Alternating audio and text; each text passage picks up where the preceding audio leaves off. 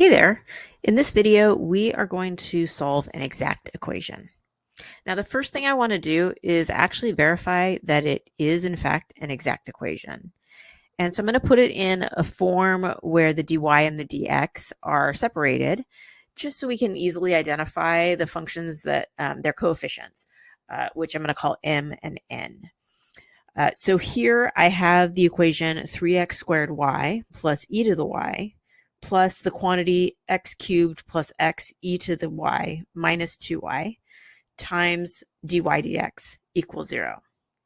So I'm going to split up the dy dx by multiplying through the equation by dx. This is going to give me 3x.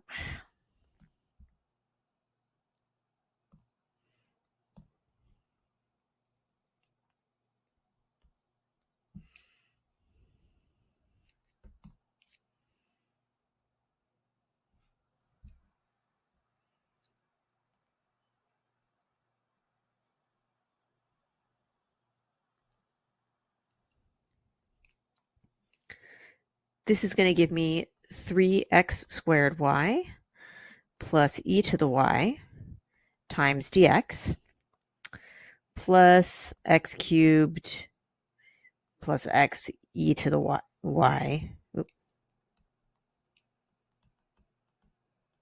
minus 2y times dy equals 0. And now it's a little more clearly in that form. And so all of this that's multiplying by dx is going to be the function m, and everything multiplying by dy is the function n. And it's important to keep this consistent throughout the problem because we are going to use these names to help us get through the solution to this exact equation.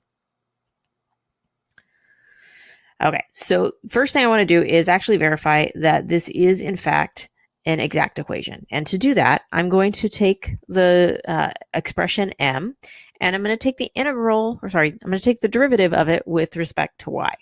So if I use the notation m sub y, that's my partial derivative of m with respect to y. You could also use the notation where I have that kind of cursive d m over dy. Okay, so they both mean the same thing. The m sub y is just a little bit quicker to write out. So if I take that derivative, the derivative of 3x squared y with respect to y would give me 3x squared. And the derivative of e to the y with respect to y would just be e to the y again. All right, so there's my m sub y. Now I'm going to take the derivative of n with respect to x, and I should get the same thing if this is an exact equation. So n sub x is my partial derivative with respect to x. The derivative of x cubed with respect to x would be 3x squared. The derivative of x e to the y would be just e to the y. And the derivative of negative 2y would be 0. So I have the exact same thing for both m and n after taking their partial derivatives. I get 3x squared plus e to the y. So this is, in fact, an exact equation. And that means I can use this method that we're going to go forward with to solve the equation. Okay, so now we can go ahead and start solving this thing now that we've verified that. And what you're always going to start with is the function m. So that 3x squared y plus e to the y. I'm going to find my solution, f of xy. So this is just saying my function is going to be with respect to both variables x and y. And this is my solution. And it is going to be equal to the integral of the function m with respect to x. So I'm going to take the integral of 3x squared y plus e to the y dx, and I'm going to integrate this. Okay, so we got to be really careful. We just took a bunch of derivatives and now we're switching to integrating, and in a minute we're going to take a derivative again. So it's really easy to get the two mixed up because we're going to be jumping back and forth between integration and derivatives. So take your time and check your work with this. Okay, so the integral of 3x squared y with respect to x is going to be x to the third y. So I've increased the exponent by 1 to get x cubed, and then I divided by 3, which canceled with the 3 out in front. And then the y is just tagging along as a constant. And then the integral of e to the y with respect to x is going to be x e to the y. Okay, remember, e to the y is just behaving like a constant. It's like saying, what's the integral of 2? Well, that would be 2x. So here it's e to the y times x.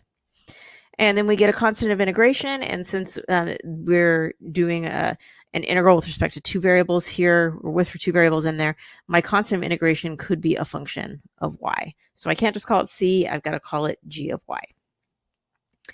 Okay, so this is my solution to the exact equation. I just need to find out what g of y is equal to, and then I'm going to set this whole thing equal to a constant c.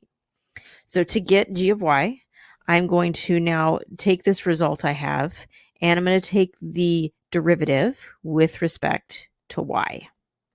Okay, so I integrated with respect to x. Now I'm deriving with respect to y. Everything's just kind of flip-flopping. And so now the derivative of x cubed y with respect to y is going to be just x cubed. Derivative of x e to the y is going to be x e to the y. And the derivative of g of y is going to be g prime of y. Okay, so I have this partial derivative of my solution. And it turns out that this is equal to n of x in an exact equation.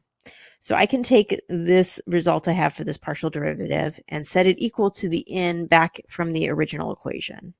And then I'm going to solve. I'm going to cancel everything out that I can. And you should get cancellation every time when you do this. So my derivative function there is, or my n of x function is x cubed. So this is n of xy. It's going to be x cubed plus x e to the y minus 2y. And I'm going to set that equal to that partial derivative I just found. So it's equal to x cubed plus x e to the y plus g prime of y. And so you can see they're very similar to each other. If I subtracted x cubed from both sides, those terms would cancel, as would the x e to the y. So I end up with the result that g prime of y is equal to negative 2y, because that's the only thing left after I simplify this equation. And remember, my goal here is to find g of y, so I can plug it back into my solution f of xy. So if I take the integral of both sides of this, I will find g of y. So I'm going to integrate both sides here. So again, we're switching back and forth between derivatives and integrals. I'm going to get g of y on the left side, and then I have to integrate negative 2y to get what that g of y is equal to. So here I'm increasing the exponent by 1 to get a y squared, and then I divide by that 2, so the coefficient cancels out, and I get just negative y squared plus a constant of integration that I'm going to call c1. Okay, so this is my g of y. I finally found it, and I can go back up here and plug it into my solution f of xy. So f of xy is x cubed y plus x e to the y plus, and oops, it's going to be plus our g of y, which was minus y squared plus c1. And the solution is always going to be equal to a constant here. So I'm going to say this is equal to c2. And for my final simplified answer, I'm going to subtract the c1 over and combine it with the c2.